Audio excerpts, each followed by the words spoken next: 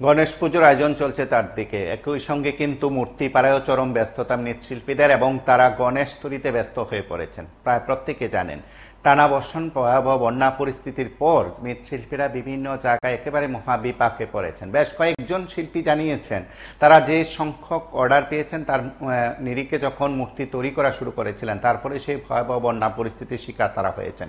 বেশ কয়েকজন বলা যেতে পারে তারা ক্ষতির শিকার হলেন, নষ্ট হয়ে পড়েছে। যেহেতু সেখানে রোদ নেই তার কারণে সেখানে মূর্তি শুকানো থেকে শুরু করে সবকিছুই সেখানে প্রযুক্তি কিংবা আধুনিক প্রযুক্তির ব্যবহার সেখানে অত্যন্ত গুরুত্বপূর্ণ হয়ে উঠেছে। হয়তো সব মৃৎশিল্পীদের কাছে সেই প্রযুক্তির নির্ভর যে ব্যবস্থাপনা রয়েছে মূর্তি শুকানো থেকে শুরু করে সেই দিক থেকে হয়তো সকলের কাছে সেই ব্যবস্থা নেই। তারা রোদকেই সেখানে নির্ভর করেছেন, কিন্তু সেখানে রোদের অভাব সেখানে দেখা দিয়েছে। সেদিক থেকে বোধ হয় খুব গুরুত্বপূর্ণ হয়ে উঠেছে রাজধানীর সেই চিত্র। রাজধানীর পাশাপাশি রাজ্যের বিভিন্ন জায়গা থেকে মৃৎশিল্পীরা এবারের এই গণেশ পুজোর আগে যে বিশাল সংখ্যক অর্ডার নিয়েছেন তারপর সেই মূর্তিগুলো একেবারে মন্দির পর্যন্ত মণ্ডপ পর্যন্ত পৌঁছে দিতে পারবেন কিনা তা নিয়েও কিন্তু তারা শঙ্কিত। রাজধানীতে মূর্তিপাড়ায় যারা মৃৎশিল্পীরা আছেন তারা সংবাদ মাধ্যমের মুখোমুখি হন, প্রতিক্রিয়া ব্যক্ত করেন। আমরা একবার তাদের বক্তব্যের অংশ বিশেষ শুনি।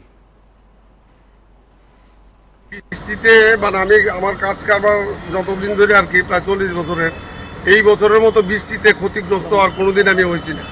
এমন বৃষ্টির জন্য তো ঠাকুরের কাজই করে, কালকে একটা বৃষ্টি হয়তো সবটি ঠাকুরই আমার হইলে যেত, কিন্তু কোনো রকমে চাপাচুপিতে রক্ষা করছে। বৃষ্টির জন্য তো কাজই করা যেত। মানে কিরকম অর্ডার আছে না আমার সমস্ত ঠাকুর অর্ডার। আরো এবার গণেশ পুজোর চাহিদা যেন বেশি আগরতলা, আগের থেকে পূজা পাচ্ছে অনেক। প্রতিদিন তো পূজা প্রস্তুতি কতটুকু?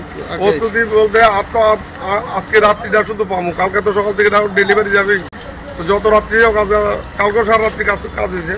কারণ এই ঠাকুরগুলি আজকে যত কষ্ট ফিনিশ করতেই হবে। কতটা অর্ডার এবার পাইছেন? আমার এখানে 60টা গণেশ। আগেবার তুলনা কি বাড়ছে? আগেবার তুলনা বাড়ছে। সব মিলিয়ে মানে একটা চিন্তার বাজ কি, মানে আপনারা বৃষ্টির কারণে? হ্যাঁ, যদি আজকে বৃষ্টি না তাহলে ঠাকুর আপনাদের বাঁচাই দিব, আর যদি বৃষ্টি হয় তাহলে বিপদ আছে। রেটটা কি রকম রয়েছে? রেট দেখুন, এখন সময় যা মার্কেটের পরিস্থিতি, সব জিনিসের দাম বাড়া, সেই তুলনায় ঠাকুরের যে রেট একটা খুব বেশি দাম না, ওই মোটামুটি আর কি খুব কম প্রফিটে আমি কিন্তু ঠাকুর বিক্রি করি, কিন্তু আমার সাজ সরঞ্জাম সব দামি। আপনাদের এখানে যারা যারা কাজ করছেন সবাই কি স্থানীয় না? স্থানীয় আছে 8-10 জন, আসামের আছে, ওয়েস্ট বেঙ্গলের আছে। কতজন কাজ করে আমার কাছে এখন পর্যন্ত কাজ করতেছে? প্রায় 14-15 জন। আপনার এখানে সবচেয়ে বড় মূর্তি কত ফুট? আমার সবচেয়ে বড় মূর্তি গণেশ হয়েছে, না ব্যাকগ্রাউন্ড নিয়ে আসে 14-15। দিবারাত্রি কাজ চলছে না? দিবারাত্রি কাজ। আপনার নামটা? আমার নাম উত্তম চক্রবর্তী। আপনারা শুনলেন সেখানে মৃৎশিল্পীর কি বক্তব্য, এবং বলা যেতে পারে রাজ্যের বিভিন্ন জায়গায়, আগরতলা শহরের যে বিভিন্ন জায়গায় এবারে গণেশ পুজোর সংখ্যা প্রশাসনিক স্তরের তথ্য অনুসারে অনেক বেড়ে গেছে বিগত বছরের তুলনায়। ঠিক পুজোর সংখ্যা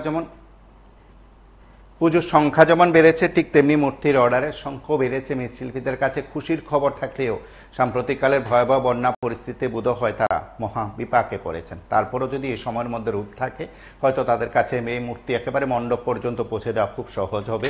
প্রকৃতি তাদের পাশে কতটা থাকবে, কতটা রয়েছে, বা এই সময়ের মধ্যে প্রকৃতির কি অবস্থা সেটা তো প্রকৃতিই জানে। সেদিক থেকে মৃৎশিল্পীরা অপেক্ষায় আছেন। তারা আশাবাদী যে হ্যাঁ, প্রকৃতি তাদের পাশে থাকবে এবং ভগবান ঈশ্বর তাদের পাশে থাকবে, সর্বময় কর্তা নাকি তাদের পাশে থাকবে, সেদিক থেকে তারা রক্ষা পেতে পারেন। এই দাবি কি, এই প্রত্যাশা তাদের রয়েছে। আপনারা সঙ্গে থাকুন, দেখতে থাকুন PB24।